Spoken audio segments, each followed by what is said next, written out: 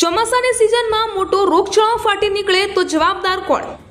ડીસા બસ સ્ટેશનમાં નાસ્તાની દુકાન અને લારીઓ સામે ગંદા પાણી અને કચરાના ઢગલા જોવા મળ્યા। બસ સ્ટેશનની આજુબાજુમાં કચ્છી કિંગ, દાબેલી અને બજરંગ કડી પકોડા તેમજ જલારામ પકોડી સેન્ટર જેવી નાસ્તા અને પકોડીની દુકાનો અને લારીઓ આવેલી છે। ત્યાં આજુબાજુમાં વરસાદી પાણીના ખાબોચિયા ભરેલા છે, જેમાં મચ્છરોનો ઉપદ્રવ જોવા મળે છે।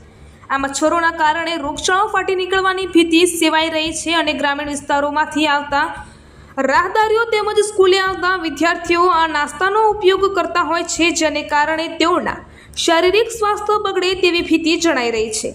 તો આ બાબતે આરોગ્ય વિભાગ અને નગરપાલિકા દ્વારા સત્વરે તપાસ કરી આ નાસ્તાની લારીઓ અને દુકાનોની સ્વચ્છતા વિશે તપાસ કરી આજુબાજુ સ્વચ્છતા જળવાય અને બનાવેલ નાસ્તાની વાનગી ઉપર મચ્છરોના કારણે રોગચાળો ન ફેલાય તેના માટે આજુબાજુ સ્વચ્છતાનું પ્રમાણ રહે તેવું લોકમુખે ચર્ચાઈ રહ્યું છે। આ ગંદા પાણી અને કચરાના કારણે માખીઓ અને મચ્છરોનો ઉપદ્રવ જોવા મળી રહ્યો છે। ગામડામાંથી શાળાએ ભણવા આવતા ભૂલકાઓ આ ભયંકર દુર્ગંધથી ત્રાહિમામ પોકારી ઉઠ્યા છે।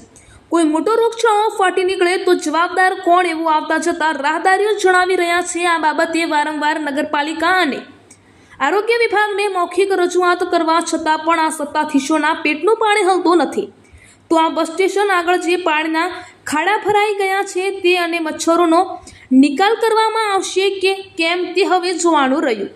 બ્યુરો રિપોર્ટ, નરેશ વ્યાસ, બનાસની પુકાર ન્યૂઝ, બનાસકાંઠા।